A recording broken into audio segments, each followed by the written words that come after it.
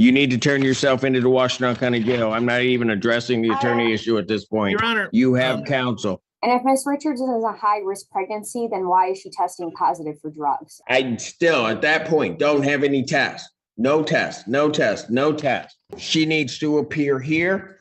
She needs to report to the Washington County Jail by 6 p.m. on the 17th of May. That is tomorrow. Otherwise, a bench warrant will issue. Your Honor. With no bond. Your Honor. I have tested since I had that diluted screen. I don't have any tests. I'm not playing by her rules anymore. We're going to play by mine. I've been as lenient as I possibly can. This defendant is playing a dangerous game with the court, using her high-risk pregnancy as a shield while completely ignoring her bond conditions. She ghosted her mandatory drug testing for months, and when she finally did show up, she handed over a sample that was clearly tampered with. The judge has been bending over backwards to accommodate her, but his patience has officially run out. You really have to wonder if she thought being pregnant gave her a free pass to do whatever she wanted. Do you guys think the judge has the right to lock her up right before her due date? Because that is what we're looking at. Let's dive in. Caitlin Kirby on behalf of the people. Mike Gaddy, Assistant Public Defender on behalf of Ms. Richards, Your Honor. Ashley Richards. Ms. Richards hasn't been testing. What are we going to do on this? She hasn't been testing, and there's a current bench warrant out for her with no bond. Had a discussion with Ms. Richards. She had expressed some dissatisfaction with my office in general and me specifically. I don't know if she's wishing to ask the court for a new attorney. I do have some information that I can immediately refer to the court, but I didn't want to do that if that's the case, since I wouldn't want to step on a new attorney's toes in terms of what they wanted to do. And Your Honor, no, regardless of what Ms. Richards' problems are with the public defender, she has failed to report. She's missed several tests starting from February to April 11th, and then was positive on April 17th and April 24th, and she has an active warrant. As I said, Judge, I have a test as recently as May 2nd that I can provide to the court immediately, along with some other documentation. Again, I just didn't, given the nature of our last conversation, I didn't know quite how to proceed. Ms. Richards? Yes. You haven't been going to testing according to what I have.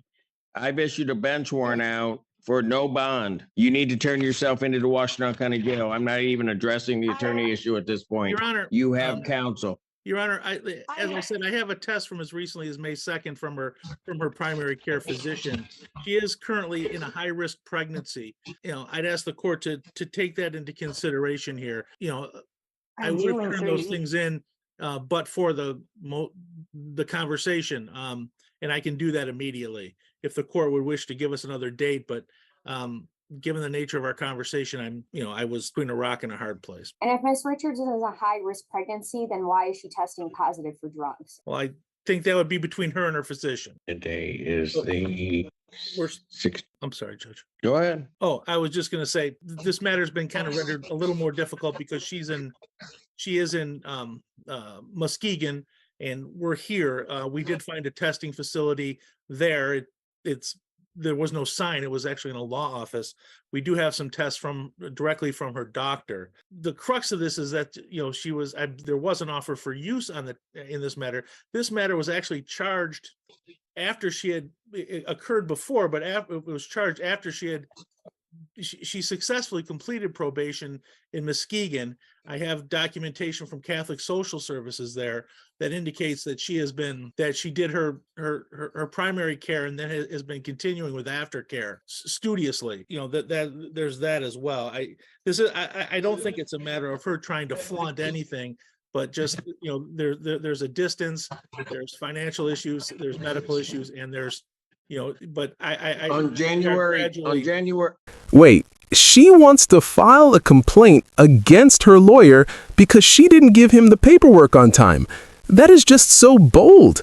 I mean, blaming the one guy trying to keep you out of jail for your own laziness. And the attorney is just standing there awkwardly holding documents he didn't submit because she was busy. Is he bad-mouthing him? Which is just self-sabotage 101. Day after day, it's just so frustrating to watch defendants burn bridges with their public defenders and then wonder why their case is falling apart. I mean, this lady clearly takes zero accountability and thinks everybody else is the problem. But yeah, let me know in the comments what you guys think about this woman. But I'm just going to tell you, on January 26th, I approved that the defendant could test in Muskegon with results to community corrections. I don't have any results. I've been going back and forth. Mr. Gaddy, all along, and I don't know what her deal with your office. You're the only one that's been keeping her out of jail at this point. We further ordered that she could test in Muskegon. She needed to get the number to us. I signed a specific order that PD's office had done that regarding the modification of the location of her testing. We did that that was in late January. We then come through February still, and I don't have any tests. And she has continued not to test. And then I get a report on March 29th. So some period in time, I still, at that point, don't have any tests. No test, no test, no test. Again, gave her a break, didn't do it. And then all of a sudden, I get to March 30th, still don't have any tests. She's not here. And I issue a bench warrant. Bench warrant's been out since March 30th. Again, trying to get tests, still don't have any tests, nothing. We've just been continually putting it over. She decides she doesn't want to test. And then I all of a sudden get a test in April that indicates that she's then positive for THC. And then on the 24th of April, that the specimen has been diluted and there's been some adulteration of that specimen test. That was on the April 24th test. Yes, Your Honor. We were here on April 27th, and I still don't have tests. Yes, Your Honor. As I said, I do have a test from May 3rd from her physician. I can forward that. I believe I also have tests dating back as far as last year that I received this afternoon.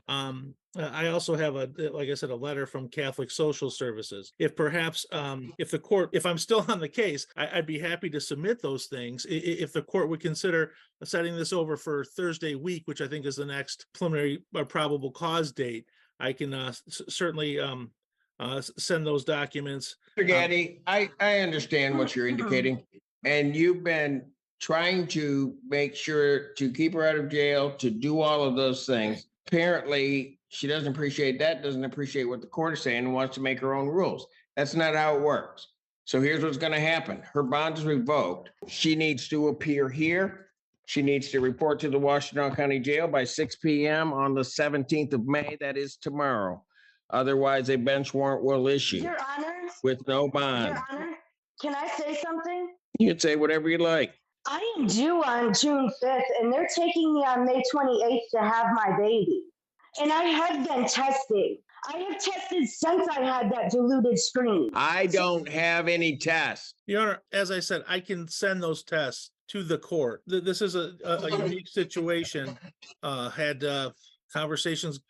Well, anyways, as I said, I didn't want to do anything. If there was going to be new counsel, I didn't want to do anything that, it's kind of like do no harm. Submitted to the judge. I'm sorry? I thought you submitted all those papers to the judge, you and Camille, because I've been working with Camille through your office too. Okay. As I said, Judge, I can certainly put this together as a package and send it to the court. However, there have been some issues that have come up, but if I'm going to stay on that case, I would request the opportunity to do that. And before we take the drastic step of, well, there's already a bench warrant, but before I would just ask for an opportunity to do that and ask the court to extend us to. I'm going to keep my ruling the same. Her bond's revoked. If you want to send something in, you can send it to Ms. Kirby. I will be more than happy to look at it and reconsider. But that line was so cold. But honestly, it was absolutely necessary. The judge is finally putting his foot down because she has treated That line was so cold, but honestly, it was absolutely necessary. The judge is finally putting his foot down because she has treated the entire process like it's optional. I mean, she's tried to talk over him and explain away months of missed tests, but obviously, he's completely done listening to the excuses now. It's just satisfying to see the power dynamic shift back to where it belongs, because she really thought she was running the show here, which is honestly just insane. Like, I don't know if it looks this crazy to you guys, but seeing that she looks genuinely shocked that she might actually have to face consequences is just so satisfying, but also kind of crazy at the same time. But yeah, honestly, my main question in this video is, do you guys think the judge is being fair? Or is the 6 p.m. jail deadline too harsh for a pregnant woman? I already know a lot of you guys are going to think it's too harsh, so let me know what you guys think. Playing by her rules anymore. We're going to play by mine. I've been as lenient as I possibly can, and I'm not going to sit here and be taken advantage of. Defendant's ordered to report to the Washington County Jail, 6 p.m. tomorrow. She doesn't report, that bench warrant goes back out, plain and simple. If you want to submit something before in between time, if you guys patch up your differences and she lets you do that, that's fine. Then I'll look at it and see what I can do. But otherwise, that's my order. That's the order that will stand. Did you say, Thank you. I'm sorry, Judge, just for my clarification, did you say by close of business tomorrow? She's got to report to the jail by 6 p.m. tomorrow. All right. That's what I'm ordering. If you want to submit something to me before then I'll be more than happy to take a look at it and hear from you and the prosecutor on it. But otherwise, that's my order. Thank you. This was a straight-up masterclass in how not to handle a bond violation hearing. As we saw, the defendant tried to manipulate the situation with her pregnancy and excuses, but obviously the judge saw right through the months of silence and failed tests. I mean, it was actually a pretty fair compromise to give her until 6 p.m. to fix it. In my opinion, it proved that the judge still wanted to help her despite her horrible attitude. But yeah, the reality is having a medical condition doesn't make you immune to the law. So, anybody out there with some health issues, make sure to watch your back. And sure, it is a harsh lesson for your actions or lack of actions, whatever you want to call it, but everything has consequences in the real world, no matter what your personal situation is. But yeah, I just hope she gets the paperwork in for the baby's sake. Let me know in the comments what you guys thought about this court hearing. Thank you so much for watching, guys. Make sure to like and subscribe as always, and take